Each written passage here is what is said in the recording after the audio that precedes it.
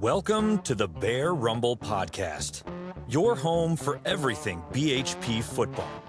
Each week, we dive into the greatest games, preview what's coming next, and share the stories that make Belton Honeypath Bears football special. From legendary coaches to unforgettable moments, this is where Bear Nation comes together. This is the Bear Rumble Podcast. Welcome back, Bear fans, to another episode of the Bear Rumble Podcast. I'm your host, Kayne Evans, and we have a great episode for you this week. We'll be talking about this BHP community involvement and how they help this BHP team in ways that most people don't see. We'll be talking with Coach Josh Wade, the interior defensive line coach, JV defensive coordinator. And he wears a lot of different hats for the football team, does a lot of different things for the football team, and we'll be talking about that and a lot more with him tonight. We'll also, after we talk with Coach Wade, we'll review the big game against Crescent last week. We'll also review this week's matchup against the Pendleton Bulldogs. So let's go ahead and jump in with Coach Wade. All right, Bear fans, this week we're welcoming Coach Josh Wade with us. He's the interior defensive line coach for the varsity team. He's also the defensive coordinator for the JV side. He wears a lot of hats on Friday night, and we'll get into some of those. But welcome. Thanks for being with us, Josh, and we're excited to talk with you this week. Thank you, Ken. I'm glad to be here, man. Y'all do a great stuff, man. You and your daddy. It's good to get to know you and hang with y'all. And y'all, I'm telling you, Bear Nation, man, y'all do a great job for us. I appreciate it. We have fun with it. Have fun almost Friday night seeing you guys, too. Yeah. Get that fist bump in from you every night. I got to get you before you get up to the top. That's it. Yeah. All right. Let's get into it a little bit. Let's talk about that, maybe a little bit of your journey. We don't have to get all the details, but one, you're not from around here. You grew up outside of BHP, and then you made your way down here. Tell us a little bit about that journey. Where you from? I know we have some connections up on the Fort Mill side, and then how you got here at BHP. Yeah, so I grew up. I moved to Fort Mill in '89, back when old Hurricane Hugo, for all you old people, everybody knows Hugo back in the day. But we lived there from '89. I forget which year I left. Grew up there. It was a great place to live. It has blown up. You know, when I went there, it was one high school, one middle school. It's just like BHP. I mean, exactly. Just a small town, great town. So I went in the military for 6 years. And during that time and everything, I came home and I was back for a year. And my wife, Lindsay, her and I grew up together at church, and she was going to Anderson College then. And so she got a job at Star Island Middle. I had no idea where Star Island Middle was. And she took me out there, and she worked there for 6 years that time. And then she wanted to go to high school. So one year they said, look, she goes, I want to work high school. Didn't get the job at Crescent. So she said, hey, Josh, I got an interview at BHP. I said, take it. She goes, I have an interview. I said, no, but their football's good. And I want to be a good football program and everything. So that's kind of how we got there and everything like that. She's my beautiful wife is the reason I'm at BHP and everything. I think I'm right there with you. A lot of times the reason for a lot of things is my beautiful wife. So they always can lead us to the right place, I think. Yeah, I know. Being up Fort Mill, I think you were on one of the kind of most heralded teams up there. You were one of their deepest runs for a long time. I think you played with my cousin, and I actually went to some of those Fort Mill games sometimes when y'all were playing deep into the playoffs a little bit. A little different once you got down to BHP, I think. As much as I would love to say I got to play with John, I was 3 years younger than John. Okay. And everything. John had the good run. We bumped up to 4A when I was in school, so it was tough sledding for us back in them days. But Fort Mill's always had a good program. It was tough sled going up to 4A, but yeah, your cousin John was great. He was a great guard, played at Furman and everything. So after watching his highlights and watching Kayne Evans highlights, I see where that nastiness comes from. Yeah, there were definitely some nasty. I don't know how much talent on the Belton side for you. But One thing I always knew about Fort Mill, it might not have been a football town, but boy, they love some band up there. Their Friday nights turned into band concerts real quick sometimes, and I know with people up there, they still, I think, are big on the band side. So it's interesting to see those guys up there. Yeah. Let's switch over. Let's talk a little bit about football. I know, like I said, you're kind of that interior defensive line. We talked to Chris a couple weeks ago talking about Kanaza and Ty on the outside. And then right along with Coach Jennings on the defense as a whole. Talk to me about that interior defensive line, those couple guys that are just so special, so dominant there in the middle. Well, you got Mario Glenn or Kamarion, and then you also got we call him Pookie, Colin Dixon, and then his brother rotates some, Keelan. And then we also got Holden Chandler as well that helps out. Keegan Mosher, he's been a part of that as well and everything. And I'll tell you, it's easy to come on Monday through Thursday or even Friday nights and hey, just say make sure they eat, make sure they put their jersey on, make sure they get out there, and make sure they're good. Because I tell you this, they're so talented. I probably got the easiest position to coach. I mean, these guys, I'll tell you what they are. They're fat running backs. That's what they are. They got great feet. They're fast. They got good hands. I'm telling you, they probably got the best hands outside the wide receivers. I mean, they are very talented. And coming in each day, it is a blessing to work with them. And I tell you this, we do a lot of fundamental stuff, and they embrace it. We don't really go outside. We work double teams, cross and face, things like that, and we do it every day. But they embrace it because they want to be good, and you can tell on Friday nights and everything. There's nothing I do. It's just a blessing how great they are and how good of kids they are. Absolutely. I think one of the things that I've seen this year especially is you don't think of how quick-footed defensive linemen are, but if especially Kylan, but Mario too, if they get that step on that running back's not running away from them. They get they get that step on them, and then those big paws get a hold of them, and it's all you wrote for them on that when they get a hold of somebody that way. Well, yeah, and I'll tell you this: if you ever watching or looking inside, especially Colin and Mario, they can dip their shoulders. They're so flexible for how big they are. And that's a credit to Coach Blackson, Coach Smith, and even Coach Rogers, who helped in the weight room and things like that. I mean, these guys, it's crazy their ankle mobility, the way they move and things like that. I mean, these guys can also go both ways, play offense and defensive line and things like that. I mean, it's just incredible how athletic they are. Yeah, and they're playing I haven't done the research, but just from my thinking about it, 90+% of the defensive snaps. I mean, those two guys in the middle don't come out, and and a lot of times you see that's the position that you are rotating guys in, but those guys are really putting in the snaps on Friday night and doing it at a high level. Yes, they're very conditioned well. I mean, they're getting hit every play.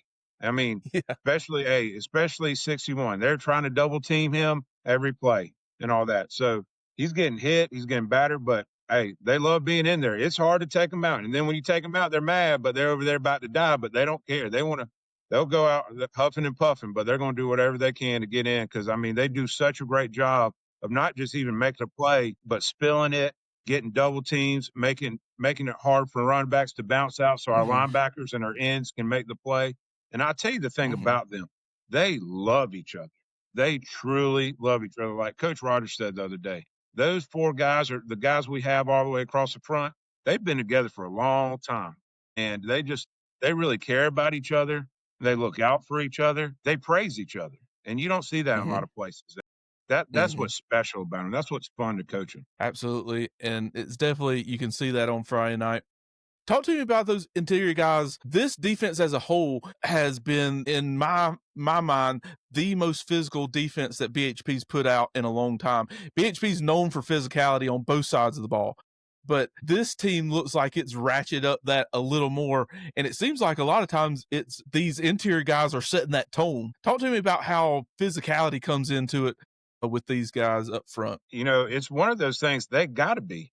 Because you're getting two people coming down on you from either side. You're getting zone blitzes. You're getting people trying to cut you. You're trying to get that. So, hey, I tell them every play, make it personal. Now we're not trying to hurt nobody, but we're gonna hurt somebody, but we're not really trying to hurt nobody. But Yeah. we want to make sure that they're coming off and firing off and everything, because if they do their job, and I always tell them this, my quote to them is always do this: the little things make the big things happen. So if we do the little things right, the big plays will happen. And the physicality from them, that's just who they are. I mean, and the thing about it is, like Mario, and he's probably one of the nicest kids. He'll give you a hug. He's like a big soft teddy bear. But when they put that hand in that grass, they get in that 120. Hey, it's personal.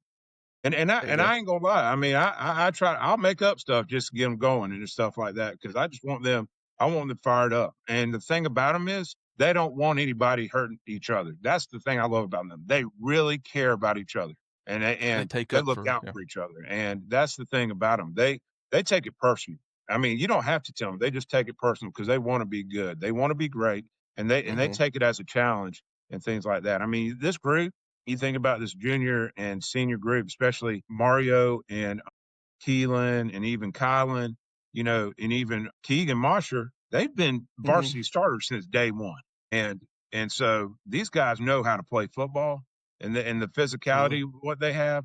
I mean, it is crazy. But we try to teach. I mean, like Coach Black says, be a man. You won't be a man out there. If you don't, you won't get drugged, and you don't want Mhm. that to happen. So they really take it personal, and they really, for them, they really hype themselves up. They know, they really make sure they look out for each other, and that's what's special about the interior group. Absolutely.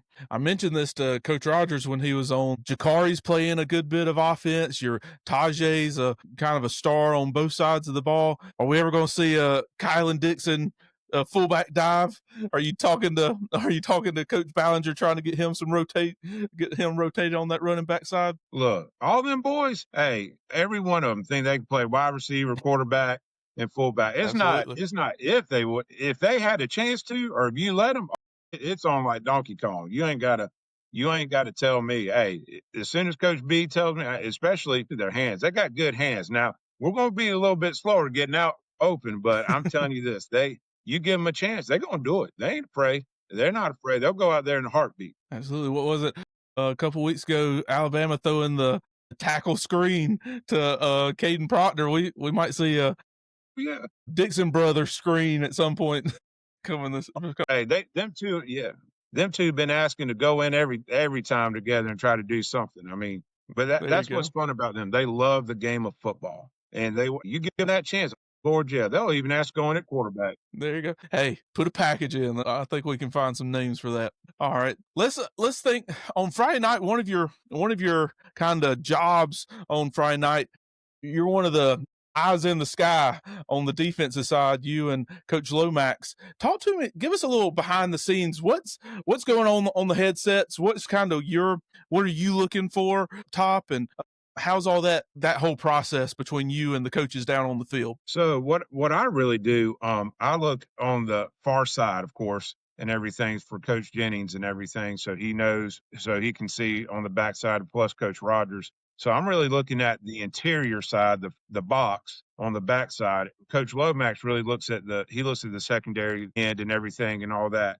So what we kind of both do at the same time, we'll tell him formation, what's coming out, where's the running back, there's a key player where he's lined up, things like that, and then and all. We just try to communicate. We try to be the eyes for Coach Jennings up above and everything. But a lot of the passing stuff and things like that, like if it's like that, Coach Lomax is the one really telling what's going to happen and things like that. And then both of us, even in the runs, if we see something, we'll say, hey, this is what's happening here. This is what we're seeing. This is what they ran Mm-hmm. and stuff like that. So we're just trying to relay the message to Coach Jennings of what he needs to say, especially on the far side and everything and all that. Gotcha. Yeah. How fast does those adjustments come in? I know you're relaying that information of what's coming in. Are you passing along? You see something coming, or you see somebody playing well, or look to do something? How are those adjustments? How fast are you trying to get those? Are you waiting until the end of the series or during the series? What's all that look like? Well, we try to. I mean, in the game, during the plays and everything. Especially in passing stuff and things like that. Coach Lomax will say, "Hey, he might need to be a little bit close, be a little back." But by the time we're getting ready for the next play, and all that, so it's going quick. And the biggest thing is making sure that like when I see the formation, I try to call it quick and everything. So Coach Jennings is looking at a sheet about, all right, this is what I'm going to call, this is what I'm going to do. And so we try to be fast up there about what the formation Mhm. and what we're seeing, so he can relay. Coach Jennings can relay the call to our guys down on the field who relay to our players. So it's quick, and you got to learn. And you learn, and the more you do it together, it flows naturally. Mhm. If that makes Mhm. sense. Like we really have gotten a good point of knowing when to say, what to say, and things like Mhm. that, and everything, just to make sure and everything make sure that Coach Jennings knows exactly what he needs to see and everything to help him. Yeah, I'm sure it's also some of those teams that like to go fast. It puts pressure on you to get get all that information down to him as fast as you can. I won't ask for any kind of hot mic moments with Coach Jennings. I won't. I won't ask you. We won't go No, there no, right now. So it's all good. yeah, I'll bring him on later in the year, and we'll see how he feels about what you sending down. So, But yeah, but that he's an angel up I there. think Don't no, I think we're that side of the ball. I think it's one of those. It's not a surprise because we knew those guys coming over, but how dominant they've been overall is just such a kind of revelation, at least on my end. mhm. I do want to jump. I want to turn. I want to turn a little bit, but I want to touch on this before we get to our next question. Like I said, you're defense coordinator on the JV team. Tell us a little bit about that JV squad. I think they've only one loss on the year. They like maybe 3 losses in the last 3 or 4 years. So talk to us a little bit about how the team's played so far this year.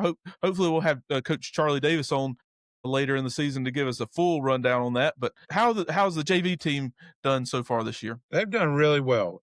They're a group that came in that from both sides. They didn't really have a good records on either side from Belton or Honey Path, but there's something I'm telling you, there's something in the water when we bring them together. And we got them together, and they were a young group. This is probably one of our youngest group. We probably playing more freshmen than we've ever had and things like that. Usually we still have some sophomores, but I tell you this defensive side, especially with JV, you want to teach them the pace of the game and you want to teach them to be nasty.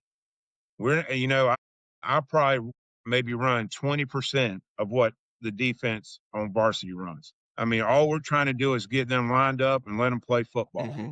and all that. And it is fun. I love it. I really do. You get to see them grow. You get to see them how they grow from a freshman all the way to what Mm-hmm. they're seeing now. Like I'll give you an example. D. Chester, he had a great Mm-hmm. game the other night, coming downhill, playing Mm-hmm. safety. And I've had D from when he was a freshman until he got to the varsity. And you Mm-hmm. look at that and all that, and you think, man, that's great, and it's awesome. And it's also a testament to all our coaches that help out. I mean, Coach Blackson does a really good job of making sure that the JVs are right. So a lot of teams, hey, they just want JVs to come and run scout, do what you need to Mm-hmm. do. Then we'll give you 10 minutes of a team period and send them on their way. Not Coach Blackson. He Mm-hmm. does a really good job of making sure that they get time to get better. Coach Davis does a great job on the other side, but it is so much fun with these groups. And yes, we have been very blessed and successful. And I tell you, one reason I think we've been very successful is because we put time in our JV. Absolutely. And you see you can tell when you go against different schools that don't put time in their JV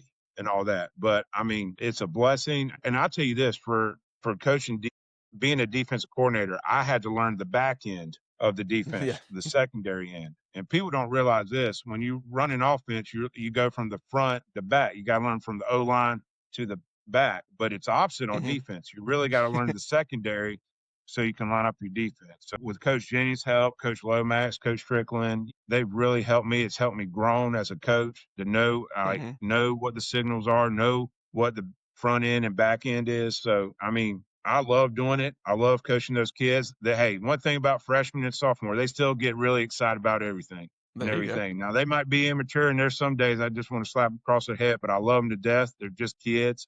But I tell you this, Mm-hmm. they play hard, and what I Mm-hmm. want. That's what I try to teach: is play hard.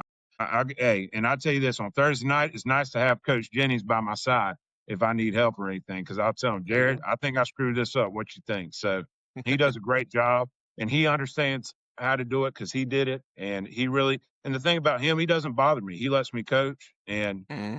and again, it's a testament to Coach Black and what he's done, and that's why I think our program where it's at, because we put emphasis from a ninth grader all the way to a senior, And that is something that you don't see a lot in a lot of programs. Yeah. And it builds that initial culture.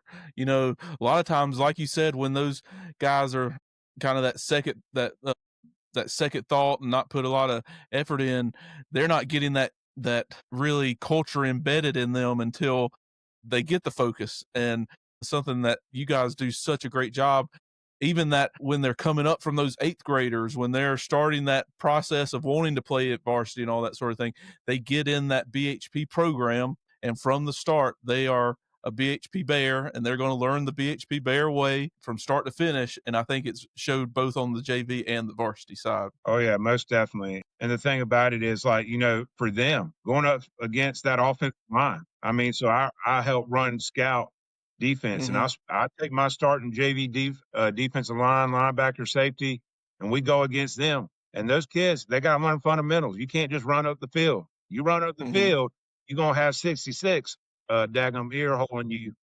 and you going across the field. I tell you one thing, I love it. And I get my kids to really say, hey, embrace it. These guys are making you better. If you can go up against these guys, a JV team will be nothing. And those offensive guys, the varsity guys, especially on offensive line, they're great to those kids. Now they'll daggum annihilate them 99.9% of the time, but they get them up. They tell them good job if they make a play or something like that. And that's what's special. Like, these kids look out for each other, even all the way from a offensive varsity lineman to all the way to a JV defensive end. And that's what's special about these kids. Absolutely. Absolutely. All right, let's kind of change directions. We talked about this a couple weeks ago when I asked you to be on the episode. We talked about, and I've talked about it with all the coaches that I've had on, is just the community at BHP is a little different than other places. Every coach says that. Every coach gives us examples of that. But what you really wanted to touch on some of the actual people who on Friday night, Thursday night make it special for you as a coach and the players as a whole. I'll let you talk about some of those guys. We'll kind of rip on some of them, and then we'll kind of talk about what makes that special here at BHP. Yeah. When we talked about it and you talking about me coming on, I said, man, I got to talk about these guys. And these guys are people like who are behind the scenes, from the chain gang to the press box to our film people to the people this thing about it, this is not happening everywhere. There's a lot of programs that wish they had this. People who are dedicated. And you think about, of course, you got to go number one, Marlee Gambrell. BHP is Marlee Gambrell. And the way Marlee served, the servant's heart, I mean, our stadium, everything's named after Marlee. And I was very fortunate to be on the staff with him his last years and things like that. And one thing that's I got a picture in my room of Marlee and my oldest son, Ben, when he was a baby. So that's a very special picture to me, because Marlee, he was everything. I mean, he was everything BHP is, and he still is. I mean, how bad, real bad. That's Marlee Gambrell. And you think about, like, I got to give a shout out to my guys, Homer Davis, Randy, who helped me with the film. I mean, our kids wanted to have the film and the sidelines, all the stuff that's happening on the sidelines from the TVs down there, and all that happens through Homer Davis and Randy. And these guys don't get paid a dime. And I'll tell you this about Coach Blackson. Coach Blackson takes care of his people. And he does a great job, him and Coach Lee Croy, of getting them gear, making them feel apart, and things like that. And, I mean, you got to talk about people on the sidelines like Keith, or Buttermilk, Laddermilk, been doing this forever. I mean, servant's heart, Tim Gaines, Paul Davis, and everything. The way, Paul, he would come in there, get him a pair of cleats, and be ready to rock and roll on a Friday night. I got, of course, even our trainer, Jen Smith, who's been here forever, and Coach Smith, who helps. I mean, and then you look at like G. Stevens, the way Glenn gets up there, and also, of course, Mr. Jimmy Lawless. You gotta love Mr. Jimmy Lawless. I always say, Jimmy, you're Jesus' brother. You just don't know it, man. He's such a great guy, and he does JV football, JV basketball, varsity sports. I mean, I can't tell you how many he does. I mean, he is such a blessing in this community. He is such a great guy. You got Coach Lee Croy's dad, Big Jody, that helps out. People like that. You got rest in peace, old chicken man. Was it Mr. Harold Davis and everything? I mean, people don't realize that's not everywhere. And that's something. Who's some other people I'm missing? I just want to make sure, Kane. Yeah, I know up top at the clock we have Ronnie King and Mike Bratcher, both of them really help out up top Yeah. on Friday nights. And then we always have the radio crew, the Kay, Joel, and Alan and Chandler. I know those guys put in a lot of effort. But one thing I wanted to talk about, your film guys and the Chain Gang, all these guys, you go to other places, and a lot of times the varsity team's just bringing up some JV guys to send them up top with a camera. Like, they're not having these dedicated guys. I see it every Friday night. These guys show up early. They're there way before I'm there, and just putting in so much work, loading, unloading. And then along with that, I know at the school, just think about everybody who makes a Friday night go. All the guys, all the teachers and help staff that doing tickets or manning a gate or helping out on field. I know we have a lot of parents and staff that help us when on the kind of entrance and all that sort of stuff. There's just so many, and I hate to name names just like you do, because there's so many that I'm going to forget, but there's just so many on a Friday night that makes a BHP football game special, both home and away. No, you're exactly right. I mean, again, I'm like you. I hope I didn't forget anybody, but I mean, it's just I know I for did. for me coming from a different place, and Fort Mill had good traditions and things, but coming from different areas, like people don't have this. A lot of people don't have this, and we are very blessed. And Coach Blackson does a good job of telling our people this. Yeah. Like you got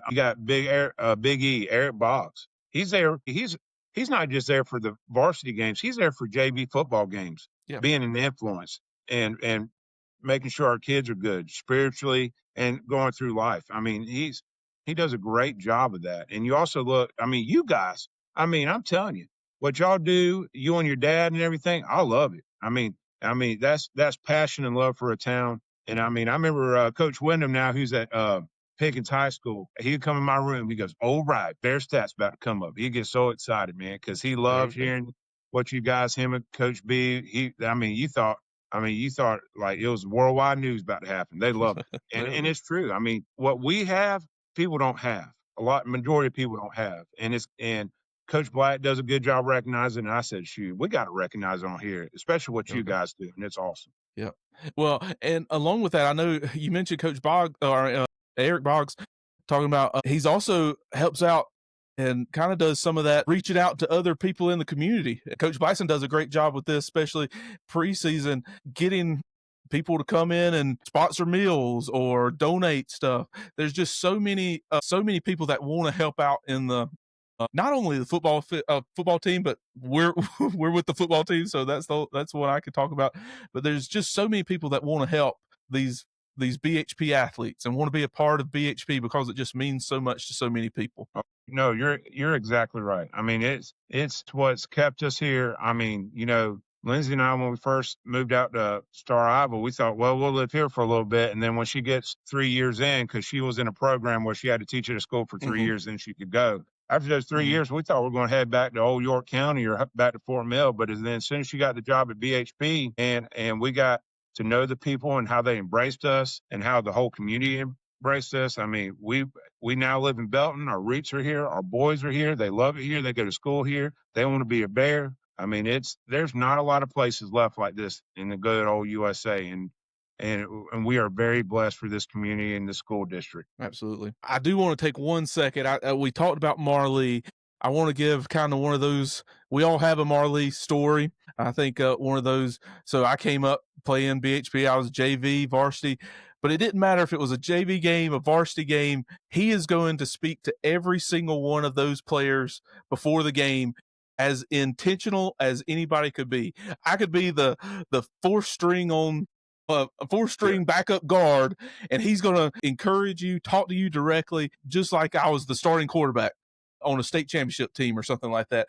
He was so genuine and loved each and every one of those players, and it was such a bright spot on those Friday nights when he was on our sidelines. Oh, you're exactly right. Marley was salt of the earth. I mean, he was a guy that he loved. And like what you said, he never met a stranger. He always looked out for everyone. I'll tell you a funny Marley story one time and everything. We were I don't know who we were playing one night. Well, I didn't know Marley was behind me and everything. This is when I was still helping offense. Well, here comes a running back or somebody come to the sideline. Well, Marley was pretty good about getting back and making sure he didn't get hit, especially his older age. Well, out of nowhere, I felt a hand grab the back of my shirt and started guiding me in front where the Yeah, there you collision, go. and it was Marley. He was like, Yep. I'm feeling big boy to get hit, not me. Marley, no, That's hey, right.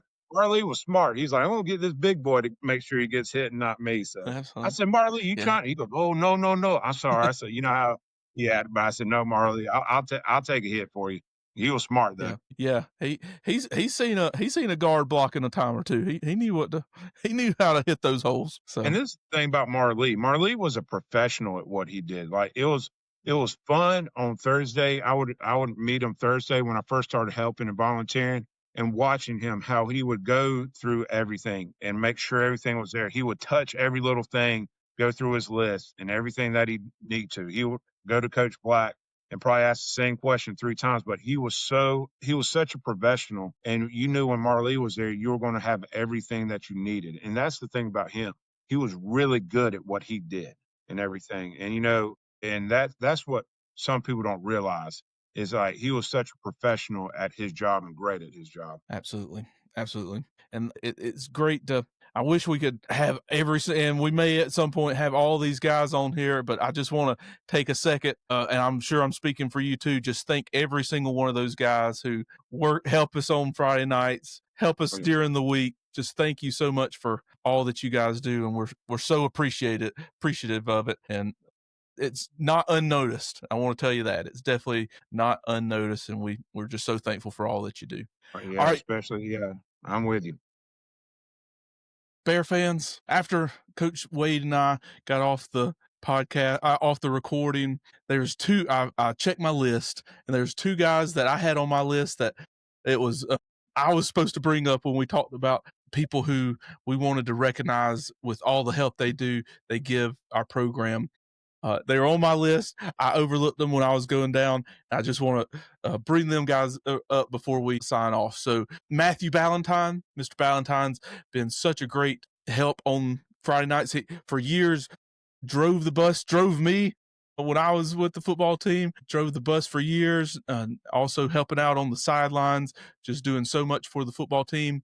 And then Eli Taylor, manager, does so good about getting all the things organized and ready for game day, and then during the game, doing a lot there on the sidelines as well. So I'm sorry I left you out in the main podcast, but I do want to tell you directly, Mr. Ballantyne, Eli, both, thank you for all that you do for the BHP Bears football team. Yep. All right, Josh, you've been here. You a full-blown Bear now, so you've been here long enough, and like you said, you got roots here now. Tell us what's that big BHP memory you got so far? Is it a game, moment in practice, a player, something off field? What's that BHP memory you got so far? Oh, I mean, it has to be games. And for me, there's a bunch, but there's 3 that really mean a lot to me. And beating Daniel in 2015. That's the first time I ever beat Daniel or being a part of somebody who beat Daniel at anything. And I'm sorry, I had to say it. And I hope they heard it. Because I was when your cousin John in '98, Fort Mill played Daniel, they lost to him, I think 13-7. It was a close game. I don't know the exact score. After that night, I pledged. I said I will never cheer for Daniel. I am their sworn enemy for life. And when we beat them in 2015, it was very special. It was, I mean, for us, the program and all that, and especially for me, because that was my first time beating them, man. So that was a big one. Going to Upstate last year. I mean, of course. I mean, that was that was a great game, how it went. And for me, that was like my boys are 9-7. And when you see your kids love it and appreciate it and they're excited. I mean, my oldest, he was over there crying. I was like, what's wrong with you? He's like, I'm just happy, Dad. And that's There you go. being a part of the family and being a part of the Bear Nation.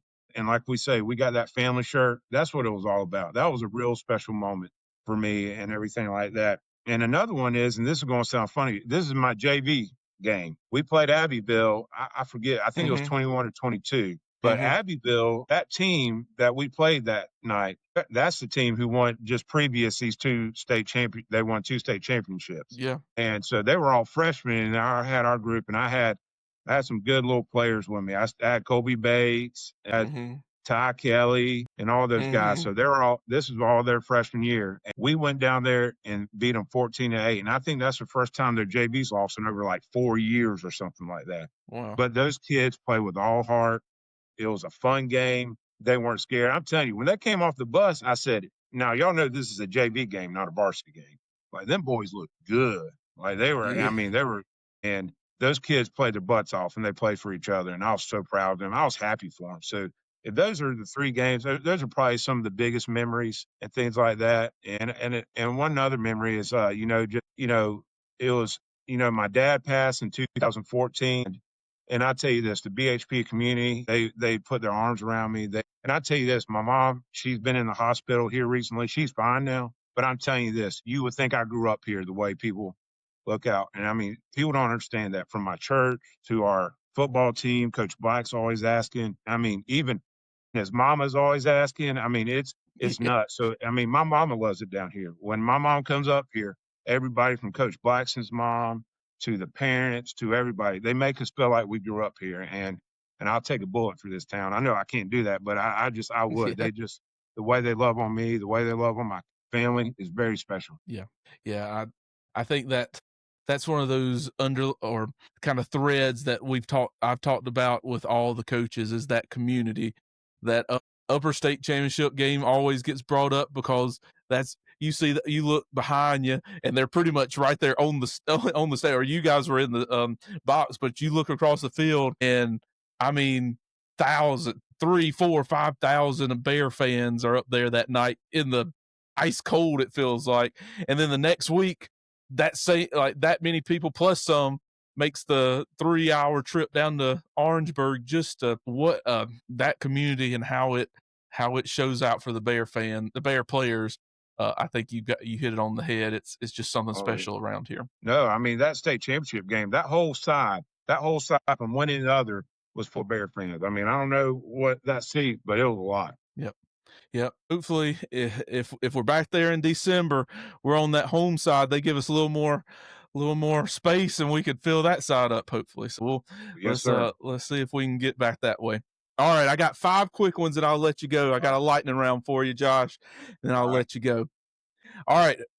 Who has the best other than BHP? I won't make you put that one in. Who has the best press box on Friday night? All right. Now, I don't know. I don't know if this is a Friday night one, but Gaffney, that time we went to Gaffney for the Jamboree, that was the nicest press box I ever went to. I had an elevator, so Big Boy didn't have to climb up a ladder or anything. So Gaffney's number 1. Yeah. And everything. Yeah, those ladders Friday nights, I don't know. There's some good ones. Walhalla's got a very nice press box. They got a visitor one, and it's inside and everything. So I would probably say for a Friday night one, that was it. But Gaffney was number 1. Absolutely. Yeah, absolutely. Sometimes those ladders get a little treacherous for a big fella like me. So I totally feel you on that one. All right. Who's the funniest on the staff? Who's the guy that cracks you guys up? Well, it's Coach Blackston. Coach Blackston's, he's funny, but he's great. And half the time, he's not even trying to be funny. He's just his mannerisms, what he says. I'm telling you, he's Coach Blackston got a big old heart, and he really loves everybody. And it's funny watching him a lot of times and how he says things and some of the, black isms and all that stuff. I'm telling you, I use a lot of them too, because I'm telling you, Coach Blackston is such a great coach, and he knows how to use little things, funny things, and things like that for kids to remember. So it's Blackston hands down. Everybody laughs every day when you coach Blackston. He makes it real fun. Absolutely. All right, what's your favorite uniform combo? I'm all about the dress blues. I love the dress. I like all blue. I know a lot of people. Now, don't get me wrong. The new blue and red pants we got, that's really nice. But I just love the dress blues. I've always have. I'm big on that. Absolutely. Yeah. I've liked those new ones. I don't know, Friday night, something about that all white when you taking over somebody else's house and in the all white makes it a little special too. So absolutely. All right. What's your favorite football movie of all time? Well, there's kind of 2. The Program, which was filmed in William Brice Stadium. That's one of my favorite movies. I get fired up watching that movie. And Friday Night Lights. That's a great movie, but the Program is probably number 1. I hear you. All right. Last one. What's that one word that describes that interior defensive line? They're savages. They're like a savage. They are. That's what they are. And they're truly like the Bears. I compared them to Ace '85 Bears with the There you go. Bridge, Ed McMahon, Hampton. I mean, they're just mean, and they want to beat you, and they want to daggum look you in the eye and say we're coming after you, and that's the thing about them. Now they're soft, big teddy bears after when they're outside that stadium, but there's something when they get in that 120, it's something clicks. And I'll tell you this, they take things personal, and that might be because we want them to take it personal and things like that. We want them because I always tell them, you don't represent you represent this community and things like that. So, and each year we tell them, hey, this will be the last year you get to play with this group of people this year. So I tell our seniors and I tell our freshmen, sophomore, juniors, play hard because this is the last year we get to be all together. So I gotta say, savages, man. I want them just to be just savage bears. Yeah, I don't think there's a better word for that, and it definitely shows that they definitely play like it. So, Josh, we want to thank you for being here with us. This was I had a great fun time talking with you. We're so proud of the product that you're putting out there, but we're so proud of what you're doing with these guys off the field, both on the JV side, the varsity side. We love all the things that we can see that's coming out on the Friday nights, and we're just thankful for you, proud of you, and we're excited to see what these next few weeks might have in store for us. Thank you, Kane. Again, I appreciate you. I appreciate your dad. I appreciate them chicken sandwiches after the game and things like that. Hey, I mean, we are a blessed community going from all the way from the school to Coach Blackson, the way he does it. And I mean, we are very blessed and I couldn't be happier. I'm glad the Lord's got me here and this is where we are at such a time as this. But thank you for having me, man. You take care. All right. Well, before you go, I got to get your best. How about them Bears before I let you go? How about them Bears? I hear you. Thanks, Josh. We'll see you Friday night, man.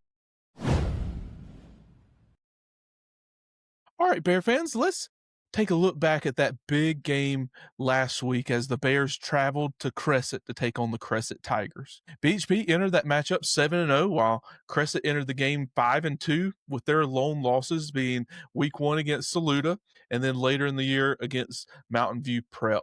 However, with those 2 losses, they still were entering the game with their 4 games leading up to BHP averaging 50 points per game. So BHP would be facing hands down the most potent offense that they had faced all season. Along with that, the environment. This was one of the biggest environments that BHP's been in, at least for this season.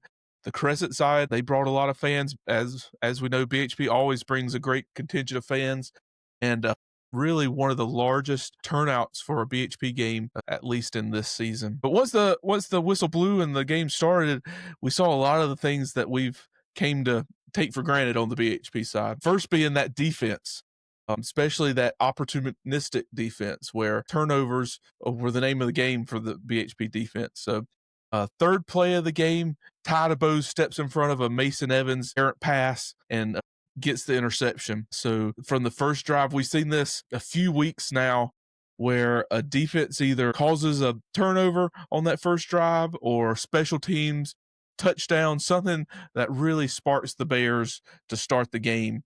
And we saw that again against Crescent. So once that defense gets that interception, 2 plays later, the Bears would go 24 yards for TD and get on the board first, take that lead that they would not let go of the rest of the game. Then the second drive for the Crescent Tigers would be a lot of the same. The Crescent would be driving. They'd get a couple first downs. But then on the 4th play of the drive, BHP would force another turnover. They would force a fumble, and the Bears would take over near 30-yard line or so, and would take over looking to really maybe put the game out of hand even this early in the game. Crescent played hard. They actually forced a turnover on the BHP next play. The BHP would fumble and Crescent would take over. But that BHP defense still wasn't done with the takeaways. The next Crescent drive, the Bears would force another fumble. BHP would take over once again. And this time BHP would take over around the 50-yard line and would drive those 50 yards and score another touchdown. At that point, they were up. They went for 2. They were up 15-0 with 6 minutes left in that first quarter. really the Bears jumped out ahead. That defense leading the way again. The whole week, I think everybody talked about how potent that Crescent offense would be, especially with that three-headed monster of Evans, Acker, and Hatton. And the Bears really showed, especially early in the game, and once we get a little later in the game, really constricting on that offense, really showing how dominant that BHP defense can be. Then on the next drive for the Tigers, they would go down and score. They scored on a quick little stop and go slant route where Mason Evans found Natarius Gear Hatton for a 33-yard touchdown. They cut the lead from to 15-6 with just over 3 minutes left in that first quarter, and that was the end of the scoring for that first quarter. However, the first drive of the second quarter for Crescent, KJ Miles would come up, force a fumble, and Jakari Anderson would take it back for 50 yards for a touchdown to extend that BHP lead. Another takeaway for the BHP defense, another defensive score. This has kind of been the name of the game for the BHP this year. So far this year, BHP has 5 defensive touchdowns on the season. So this defense isn't only keeping teams from scoring, they're actually scoring and putting the Bears ahead and really making their mark on that side of the ball as well. So the Bears would be up 22-7 with just over 9 minutes left in the first half. Next drive, Crescent would take it and would score on a 26-yard touchdown pass from Evans to Acker. That would cut the BHP lead down to 22-13. So on BHP's next drive, they would drive 10 plays for just at 40 yards. They would drive, had great field position all night, and we'll talk about that shortly, but they would drive and take 4 minutes off the clock. They would score on a 2-yard run by MJ Earl, that being his third TD of the night. So BHP would extend that lead right there before halftime. They would go up 28-18 going into halftime. That would be the halftime margin. BHP really won the field position battle, one, because of how dominant that defense was, and then secondly, how their special teams gave them great field position even when Crescent would be kicking off. In the game, they only started on the opposite side of the 50-yard line 6 times all game, and then only 2 times were they outside of the Crescent 40. So they only 2 times they took over where they had to go 60 yards or more. So really won the battle of field position. I think that's one of the things we'll talk about penalties in a second, but the short fields and the penalties really kept this offense from feeling like they were in a rhythm. Even with that, they were able to score 28 in the first half, ended up scoring 55 in the game. So they had a great game just from the outside, seeing the rhythm. It was a little choppy of a rhythm, and it just shows you how much more that this BHP team could put on if they were firing it on all cylinders. Then, like I said, BHP led 28-13 at half. BHP would get the ball to start the second half, and that first drive, BHP takes it down, scores on an 8-yard rush by Noah Thomas to go extend that lead to 34-13 on the night. At this point, it looks like the game could be getting out of hand. However, Crescent wouldn't give up. They took the next drive and scored on a 4-yard rush to cut the lead from 34 to 20. And then from that timeout, it was all BHP the rest of the night. The Bears would score once more in the third to extend that lead to 41-20. And then in the fourth quarter, they would score 2 more times before Crescent would see the end zone again. BHP would extend that lead to 55-20. And then with just under 3 minutes left in the game, Crescent would score a 4-yard rush to cut that lead to 55-28 on the night. The Bears really had a standout performance both on offense and defense. The story was the Crescent offense, who were scoring 50 points a game, gaining over 500 yards a game, and then this defense really put a stop to that and really showed how dominant this defense can be. They gave up some yards when, but as I said, that those takeaways really were the name of the game for that defensive side for the Bears. For the game, HP ran 60 total plays for 454 total yards. They were 46 rushes for 286 yards, and then Noah Thomas had 8 completions on 14 attempts, no interceptions for 168 passing yards. So those numbers just are outstanding, especially for how short of the fields that they had to deal with. Really made the best of those short fields and put in a lot of points up on that Crescent defense. Crescent on offense, they ran 66 plays for 389 yards. They had 35 rushing attempts for 194 yards. And then they had 16 completions on 31 attempts and 1 interception on the night for that 389 total yards. We won't get into how the penalties came about, but we will just shout out it was a big penalty night for the Bears. BHP had 14 penalties for 160 yards, while Crescent had 11 penalties for 81 yards, but the Bears were able to overcome those penalties in the night. Individually for the Bears, BHP rushing was led by MJ Earl. He had 20 rushes for 90 yards and 3 touchdowns. Tajay Watson-Martin got to see some time in the backfield. He had 5 rushes for 37 yards and a TD. Noah Thomas had 10 rushes for 81 yards and a TD. Malachi Hester had 4 rushes for 35 yards.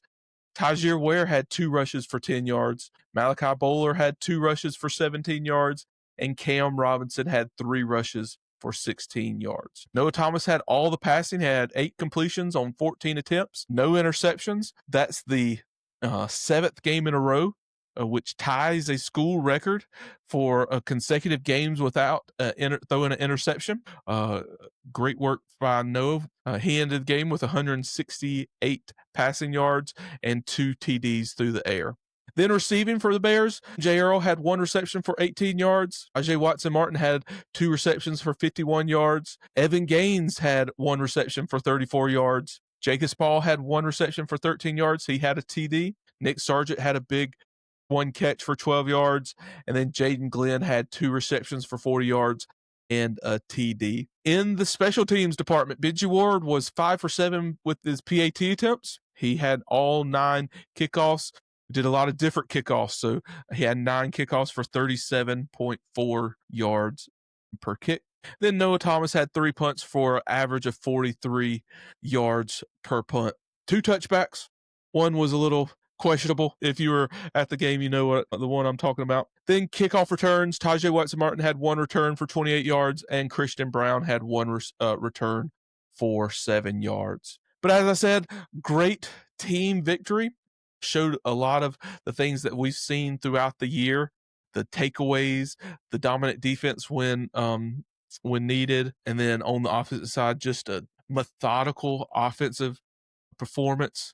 Really, the only thing that could really stop the Bears were those penalties on the night. So a great way to see these Bears, 1, shake off the rust from the bye week coming into the week, and then 2, match how they matched up with a great opponent like Crescent.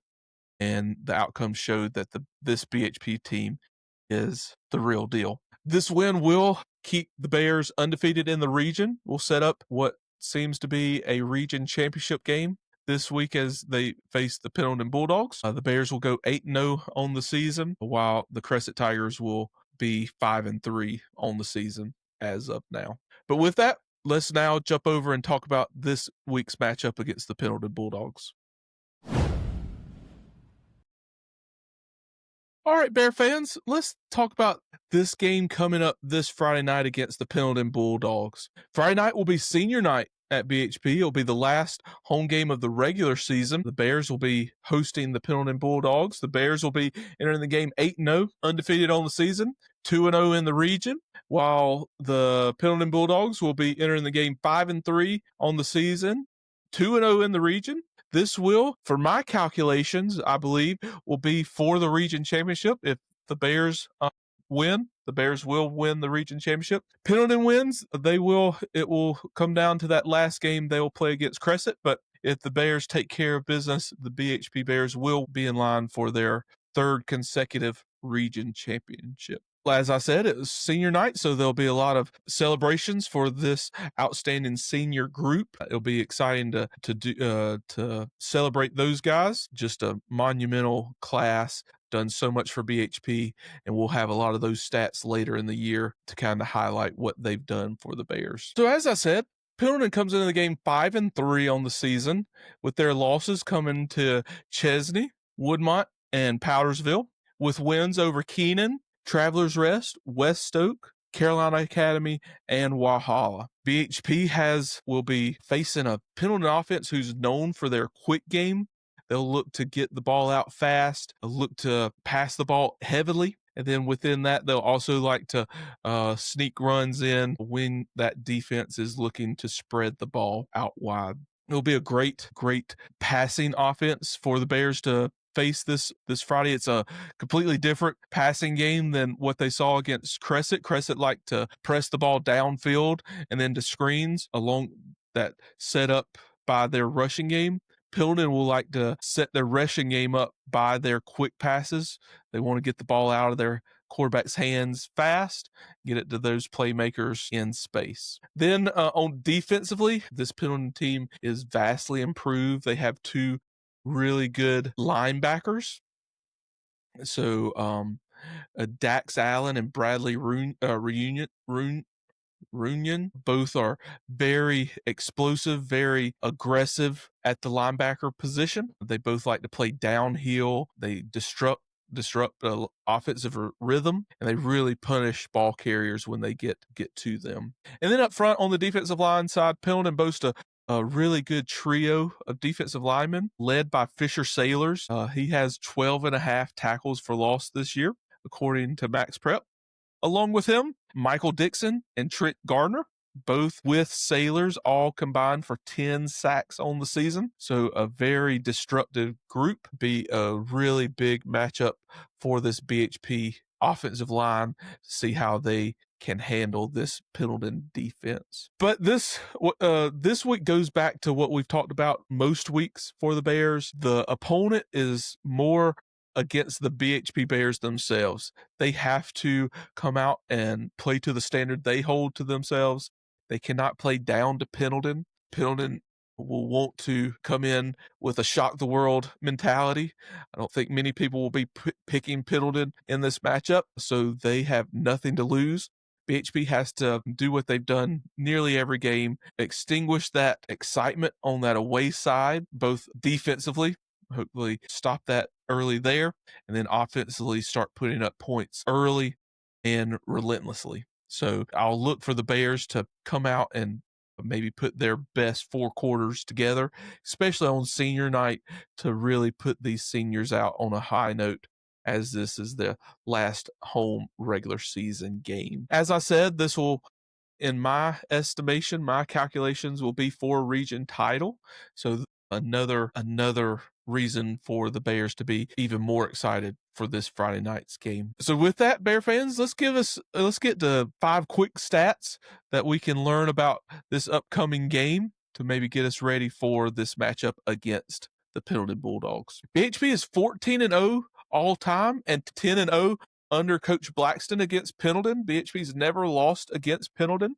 Currently this year, we talked about this when we talked about the Crescent game, but turnovers. BHP has a plus 12 turnover differential. They have 5 turnovers to 17 takeaways on the season. BHP has outscored their opponents 266 to 29 in the first half of games. BHP has also scored 7 non-offensive touchdowns this season. And then lastly, since 2014, BHP is 43-3 in games where they score a non-offensive touchdown. So since for over a decade now, BHP's only lost 3 games when they've scored a non-offensive touchdown. Hopefully we see another one of those Friday night, and hopefully that record goes up one more in that win column.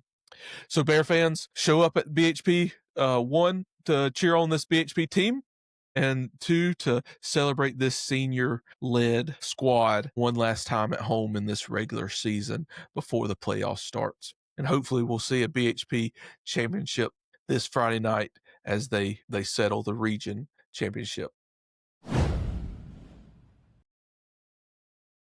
All right, Bear fans, that's a wrap for another week. We thank you so much for being here with us. Thanks for joining us on these podcasts. We're having a blast talking with coaches, talking about the games, talking about these players who's just done such a remarkable and outstanding job this season. We're proud of what they've done so far, and we're excited to see where it's going to take us the rest of the season. But fans, thank you for being here with us too. We've had a lot of fun interacting with you guys. We love to see any comments and shares that you have for the podcast. We love to talk to you through all those social medias, even on Friday nights. If you see us on Friday nights, tell us hey, and we'd love to talk about the podcast with you. But with that, we do want to say, please give us a subscribe to the podcast. Follow us on our social media accounts. Follow us on thembears.com. That's where we have all of our season stats, historical stats, records. We also have a weekly long-form blog post where we go a little more in depth on the preview and the review of last week's game, give some more quick stats. You even get my prediction for the game. So follow us there. Also, tell a friend about the podcast. We want to get this out to as many people as we can, really to show and give the recognition to all these BHP football players and give them the recognition they deserve. But with that, Bear fans, thank you so much once again for being with us. And remember, how about them Bears?